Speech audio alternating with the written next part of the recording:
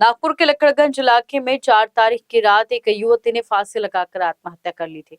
पहले तो ये मामला सामान्य लग रहा था, लेकिन जांच में ये बड़ा खुलासा हुआ है। जांच के दौरान युवती के मोबाइल से पता चला कि उसका अपने बॉयफ्रेंड राकेश वांदेले के साथ पिछले 3 से 4 सालों से प्रेम संबंध था। दोनों के बीच शादी, नौकरी और पहनावे को लेकर अक्सर विवाद होता था। घटना वाली रात वीडियो कॉल के दौरान राकेश द्वारा कथित रूप से युवती के परिजनों के खिलाफ अभद्र भाषा का प्रयोग किए जाने से वो बेहद आहत हुई। पुलिस ने सबूतों के आधार पर आरोपी राकेश वांदेले को आत्महत्या के लिए उकसाने के आरोप में गिरफ्तार कर लिया है और उसे 1 दिन की पुलिस कस्टडी में भेजा गया है। फिलहाल मामले में आगे की जांच जारी है। लकडगंज पोलिसांच्या हद्दीमध्ये 4 तारखेच्या रात्री दुपारी साधारण रात्री 3च्या दरम्यान पोलीस स्टेशनला एक कॉल प्राप्त झाला की एका अविवाहित मुलीने गळफास घेऊन आत्महत्या केलेली आहे आणि तिला न्यूयर हॉस्पिटल इथे घेऊन गेले असता त्यावेळेला तिला डॉक्टरांनी मृत घोषित केले होते। त्याप्रमाणे आपण 4 तारखेला एडीआर दाखल केला होता। गळफास लावून केल्यावर त्या मुलगी अविवाहित होती। त्यावेळेला घटनास्थळावर आम्हाला इतर कुठली गोष्ट मिळाली नव्हती, पण तिचे मोबाईल वगैरे आपण ताब्यात घेतले होते। त्यानंतर मोबाईलला लॉक असल्यामुळे ते ओपन करण्यात आले नव्हते।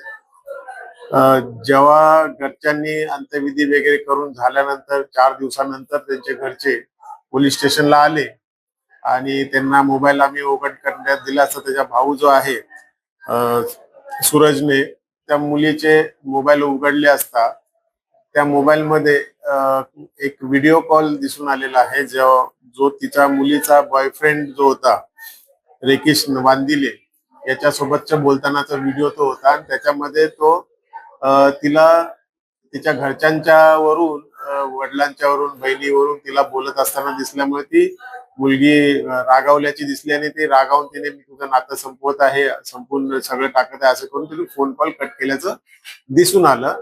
त्यामुळे असं लक्षात आलं की त्या मुलाने तिचा जो बॉयफ्रेंड होता त्यानेच इन्स्टिगेट केल्यामुळे किंवा त्याने तिच्या घरच्यांना अभद्र बोलल्यामुळे तिने रागाच्या भरात हे कृत्य केले असल्याचे दिसून आल्याने आपण 11 तारखेला सदर मुलाच्या विरुद्ध आत्महत्येस प्रवृत्त केल्याबाबतचा गुन्हा दाखल केलेला आहे आणि गुन्हा दाखल करून सदर बॉयफ्रेंड राकेश वांदिले याला अटक करण्यात आलेली आहे। माननीय न्यायालयासमोर हजर करून 1 दिवसाची पोलीस कोठडी मिळालेली आहे।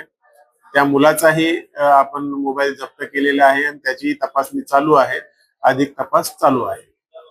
किती दिवसापासून यांचा हा प्रेम संबंध होता आणि काय मुख्य कारण होतं या मागचं तिला या पाऊल उचलावं लागलं काय सांगा? मागील घरच्यांच्या सांगण्यासुना मागील 3 ते 4 वर्षापासून त्यांचे प्रेम संबंध चालू आहेत आणि त्यांच्यात वेळोवेळी वाद होत होते। लग्नावरून वाद होते किंवा त्याच्या नोकरीवरून वाद होत होते किंवा ही ड्रेसिंग सेन्स हिचा आहे त्याच्यावरून त्यांचे वाद होत असल्याबाबतचं तिच्या भावाने आम्हाला सांगितलेलं आहे आणि त्या दिवशी तिने जे केलेली आहे, जे कृत्य केलेलं आहे, गळफास लावून घेतलेला आहे, त्या दिवशी पण त्यांच्यामध्ये जोरदार वाद झाल्याचं त्या व्हिडिओवरून लक्षात येत आहे।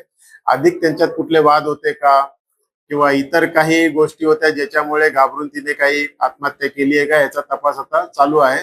सध्या सदर गुन्ह्याचा तपास माननीय डीसीपी सो माननीय एसीपी सो यांच्या मार्गदर्शनाखाली WPSI सोनम शिंदे करत आहेत। कारण न्यूज़ के लिए विशाल भंवर बात रिपोर्ट।